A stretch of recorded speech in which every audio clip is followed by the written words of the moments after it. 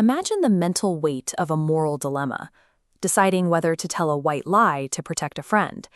Now compare that to the mechanical process of plotting the rigid curve of a mathematical parabola on a chalkboard. While these feel like opposites, they are the exact same physical and biological process at work.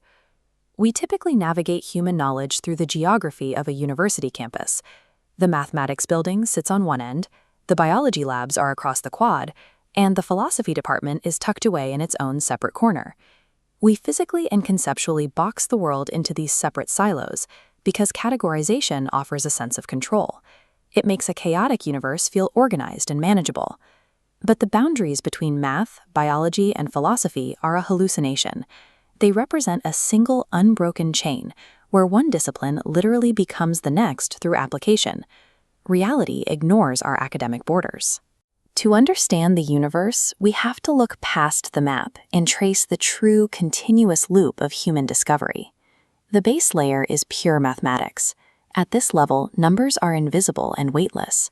A 3 has no physical shape and occupies no space. It exists entirely as a relationship. By mapping numbers to spatial dimensions, we create geometry. Geometry provides the shapes, but they remain frozen until we introduce mass, energy, and time. Physics is the study of how that geometric space behaves once set into motion. This is the core of Einstein's general relativity. He proved that gravity isn't just an invisible force pulling at objects.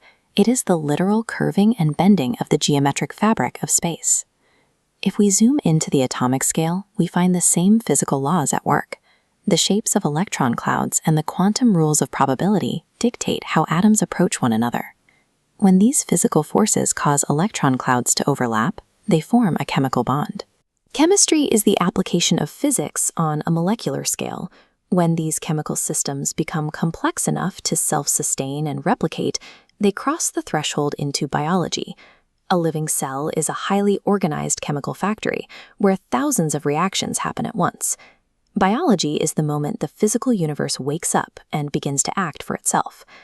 Eventually, biological organisms develop nervous systems complex enough to perceive their environment. When this biological hardware boots up a subjective, individual experience, it becomes psychology. Psychology focuses purely on the individual, but when millions of individual psychologies interact, a new collective behavior emerges. This shift in scale from the person to the group is the birth of sociology. Sociology describes how a society functions, who has power, how resources flow, and what the norms are. But human beings are meaning-making machines. We are rarely content knowing how a group behaves. We inevitably demand to know why we should act, or what a just society looks like. This drive to derive ethics and truth from social observation is the beginning of philosophy. To find an answer that is truly universal, the philosopher must peel back every layer of human uncertainty. This means systematically stripping away emotional bias, cultural conditioning, and the fallibility of our biological senses. When philosophy distills a question down to its most undeniable absolute core, it removes all human subjectivity.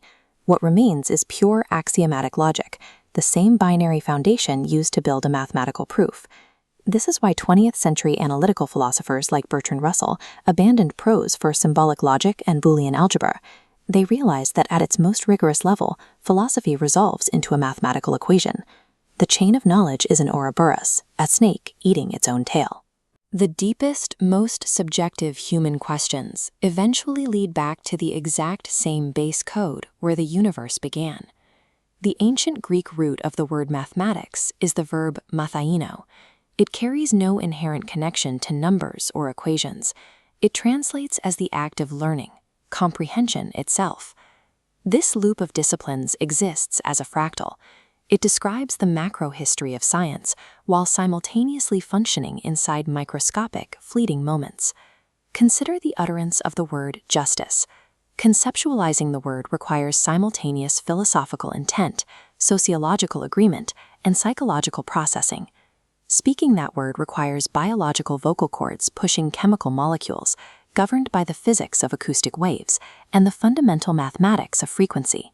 All 7 disciplines happen at once.